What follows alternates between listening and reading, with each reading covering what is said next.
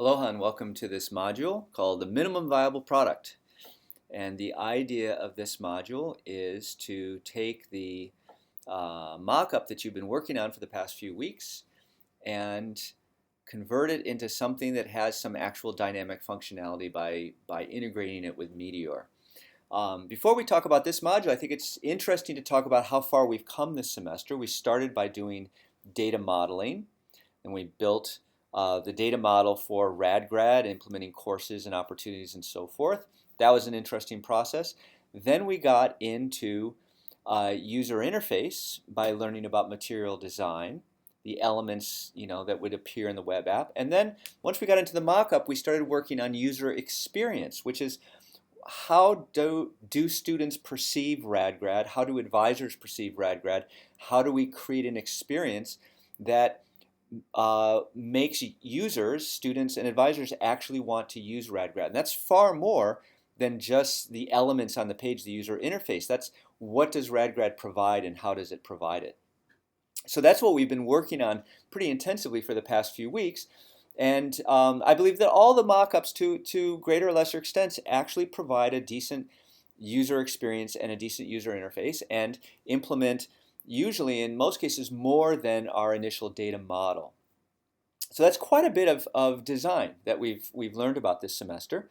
And I'm hoping that you feel a lot more comfortable with your design skills. For this module, now we're going to embark on the process of actually integrating our vision of the system with the full stack, the Mongo backend database and the Meteor dynamic rendering and application logic capabilities.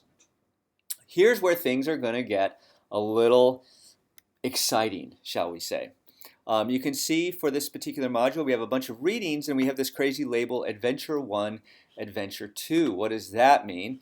It means that for the initial experience of this module, I've entitled this Choose Your Own Adventure, because however you decide to proceed, it will be an adventure. I guarantee it. And I've actually divided this into kind of two kinds of adventures, basically alternative approaches to building, building in the Meteor backend for your mockup. And the first adventure I'm going to call kind of the default one. And the idea there is that you're going to take the technology stack that you learned last semester, and you're just going to use it. Okay, that means you'll be using kind of the older version of JavaScript, Java ES5, that doesn't include modules or classes or let, all that kind of stuff. You'll use Meteor 1.2, which is what we were using last semester. You'll use Iron Router, the router that we were using last semester, the Blaze templating system, and Materialize CSS, which is of course, the CSS framework we've been working on so far this semester. And this is a perfectly fine approach for the remainder of the semester if this is what you feel most comfortable with. You don't want to be learning new things. You just kind of want to grind away and just build something, already. And that's okay. The downside of this is that this is, in the JavaScript and Meteor world, this is kind of old technology. JavaScript has been updated. Meteor has been updated as of last week. Okay, Iron Router is no longer the preferred router for Meteor. Blaze is still a decent rendering engine, but actually there's a more modern one that's well supported at this point that you could also use. So and then finally, one of the things that I've been discovering as I've been looking more at Materialize CSS in the context of Meteor is that there's some gotchas associated with it that aren't showstoppers. You can work through them, but the integration is a little kind of rough around the edges. Okay, so that's the first adventure.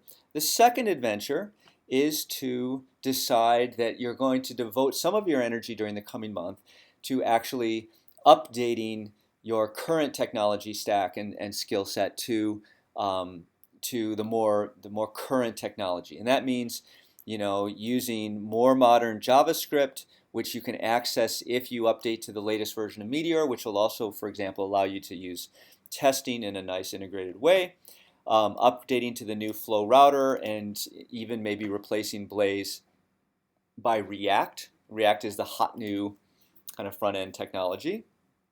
And then, if you want, you could even swap out Materialize CSS for another framework called Semantic UI, which, according to the community, integrates very, very nicely with Meteor, and certain gotchas that you'll experience with Materialize won't occur. Okay, but that will mean rewriting a lot of your CSS, and whereas that we haven't written that much CS, so it shouldn't be terrible, but it's it's something to do.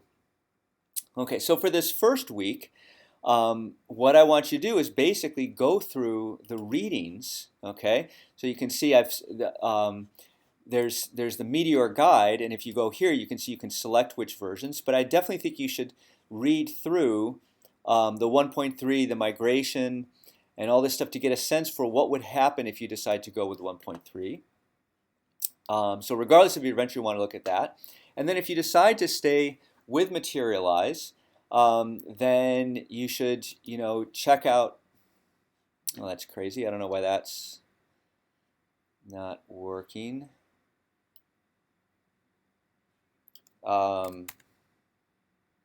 Okay, so the forums are down, but they'll come back for sure. Let's see. Yeah, okay. Forums are down, but they'll come back, and then you can read through posts about Materialize.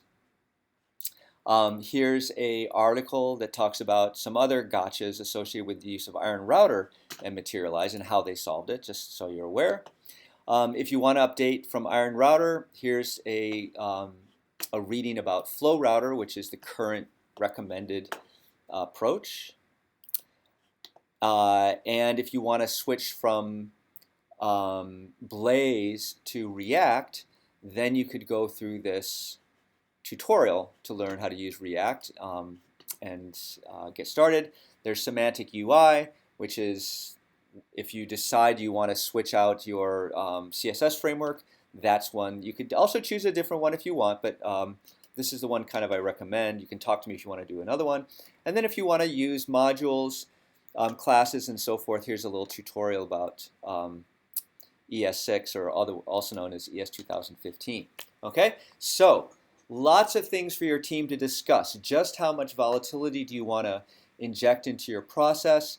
Those who decide to update their technology stack probably won't make as much progress on their prototype as those who don't make a change, but you'll learn other interesting things along the way. So really, the choice is up to you. Do whatever excites you the most.